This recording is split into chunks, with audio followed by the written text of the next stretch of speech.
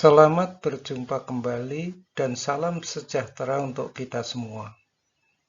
Pada kesempatan ini kita akan membahas cara penyajian komponen laporan laba rugi mulai dari sales, cost of goods sold, laba kotor, beban operasional, beban keuangan, gain, loss, serta net income dan earning per share. Sekarang kita awali dengan membahas penyajian sales, cost of goods sold, serta gross profit. Penyajian dan pengungkapan net sales atau penjualan bersih yang merupakan pendapatan penjualan reguler yang dipisah dengan penyajian pendapatan lain-lain sangat berguna bagi analis. Analis akan mudah memahami dan menilai tren atau perkembangan pendapatan yang berasal dari kegiatan atau operasi yang berlanjut. Gross profit dihitung dengan mengurangkan cost of goods sold atau harga pokok barang yang dijual pada penjualan bersih. Penyajian gross profit menyediakan suatu jumlah yang berguna untuk menilai kinerja dan memprediksi pendapatan di masa yang akan datang. Pembaca laporan keuangan mungkin meneliti tren dari gross profit untuk mengetahui seberapa besar persaingan bisnis berpengaruh terhadap margin laba. Sekarang kita membahas income dari operasional. Income dari operasional atau income from operation ditentukan dengan cara gross profit dikurangi dengan beban pemasaran dan administrasi serta pendapatan dan beban lain-lain. Unsur yang membentuk income from operation yaitu gross profit, selling expense, administrative expense, serta other income and expense digunakan oleh analis untuk membantu memprediksi jumlah, waktu, dan ketidakpastian dari aliran kas di masa yang akan datang. Klasifikasi expense di income statement atau laporan laba rugi. Perusahaan mengklasifikasikan expense berdasarkan jenisnya atau fungsinya. Jika diklasifikasikan berdasarkan jenisnya, beban diklasifikasikan sebagai cost material yang digunakan atau cost of material use, biaya tenaga kerja atau direct labor incurred, beban advertensi atau advertising expense, beban depresiasi atau depreciation expense, dan seterusnya. Cara ini lebih sederhana sebab alokasi expense ke berbagai fungsi tidak dilakukan. Selanjutnya, jika beban diklasifikasikan berdasarkan fungsinya, beban akan dirinci menjadi harga pokok penjualan atau cost of goods sold, beban penjualan atau pemasaran atau selling expense, beban administrasi atau administrative expense. Klasifikasi ini dipandang lebih relevan sebab cara ini mengenali cost driver atau kegiatan yang menimbulkan biaya sehingga membantu pengguna menilai apakah jumlah-jumlah beban sudah tepat untuk memperoleh revenue. Namun, metode ini perlu mengalokasikan beban ke berbagai fungsi yang bersifat arbitrary dan dikhawatirkan akan misleading. Ilustrasi klasifikasi expense di income statement. Berikut disajikan data untuk menyusun income statement berupa saldo service revenue, kemudian berbagai saldo biaya yang terjadi yaitu cost of service, selling expense, dan administrative expense beserta rinciannya. Berdasarkan data yang telah ada, berikut disajikan ilustrasi klasifikasi expense di income statement dengan pendekatan jenis expense dan pendekatan fungsi expense atau beban. Jika digunakan pendekatan jenis expense, laporan laba rugi yang disusun tampak sebagai berikut. Selanjutnya, jika digunakan pendekatan fungsi expense, laporan laba rugi yang disusun adalah sebagai berikut. Dari income statement yang disusun dengan pendekatan jenis expense, income statement menyajikan setiap item expense tetapi tidak mengklasifikasikan expense tersebut menjadi beberapa subtotal. Jika digunakan pendekatan fungsional, income statement di atas tidak menyajikan setiap jenis expense. Oleh karena itu, rinciannya dibuat tabel dan disajikan di catatan atas laporan keuangan sebagaimana dibahas berikut.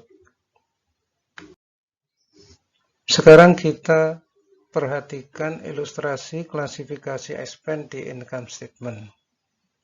Jika PT XYZ menggunakan pendekatan fungsi, income statement akan tersaji sebagai berikut.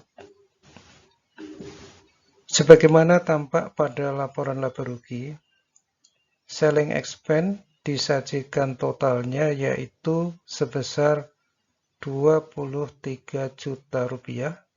Sementara itu rinciannya, yaitu menurut jenisnya, disajikan di supporting schedule sebagai berikut. Demikian juga administrative expense disajikan di laporan laba rugi sebesar 17 juta rupiah, sementara rinciannya disajikan di supporting schedule sebagai berikut. Sekarang kita membahas gains dan losses. Sampai saat ini masih terdapat perbedaan pendapat tentang bagaimana penyajian gain dan losses. Beberapa orang berpendapat bahwa ukuran income yang paling berguna adalah elemen revenue dan expense yang reguler dan berulang. Items yang tidak berulang dan tidak biasa tidak mencerminkan kemampuan menghasilkan laba di masa depan. Sebaliknya, para ahli yang lain mengingatkan bahwa fokus pada laba yang tidak memasukkan gain dan losses kehilangan informasi penting tentang suatu kinerja perusahaan. Setiap gain atau loss yang dialami perusahaan secara langsung atau tidak langsung berhubungan dengan operasi perusahaan yang berkontribusi pada profitabilitas jangka panjang perusahaan. Secara umum, International Accounting Standard Board bersikap bahwa revenue, expense, other income, dan expense harus dilaporkan sebagai bagian dari income dari operasi. International Financial Reporting Standard menunjukkan hal-hal tambahan yang mungkin memerlukan pengungkapan dalam income statement untuk membantu pengguna dalam memprediksi jumlah, waktu, dan ketidakpastian dari aliran kas di masa depan. Sebagai contoh antara lain adalah kerugian atas penurunan nilai persediaan ke net realizable value atau kerugian penurunan nilai properti, plant, and equipment ke recoverable amount. Demikian juga jika terjadi pemulihan harga.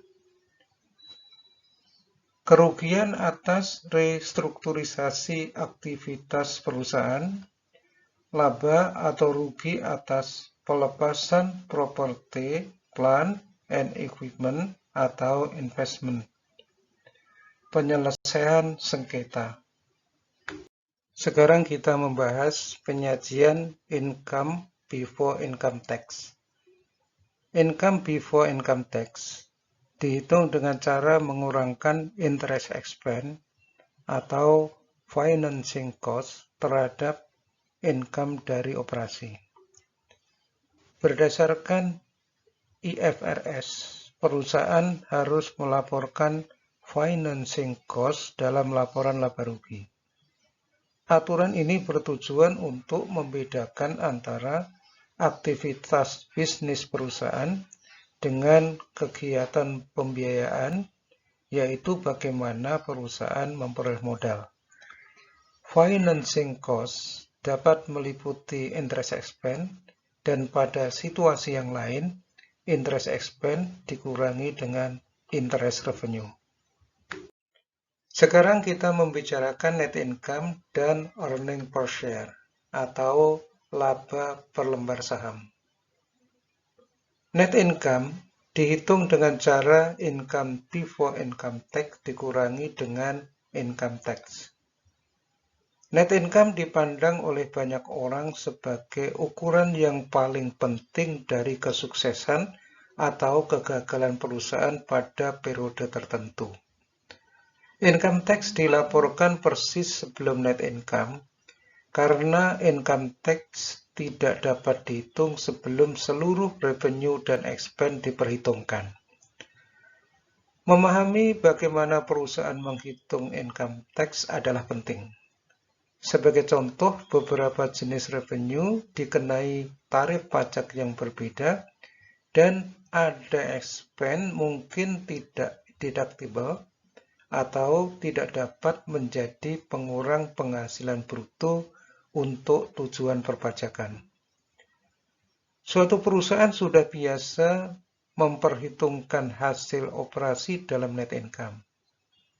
Tetapi dunia keuangan telah secara luas menerima indikator bisnis yang sangat signifikan, yaitu earning per share atau EPS. EPS dihitung dengan cara net income minus dividen saham preference dibagi dengan rata-rata tertimbang saham biasa yang beredar. Misalkan PTA melaporkan laba 350 juta rupiah dan telah mengumumkan dan membayar dividen preference sebesar 50 juta rupiah untuk tahun ini. Dan rata-rata tertimbang saham biasa yang beredar adalah 100.000 lembar. PTA akan menghitung EPS sebesar Rp3.000, yaitu 350 juta rupiah dikurangi 50 juta rupiah dibagi dengan 100.000 lembar. Sekian dan terima kasih.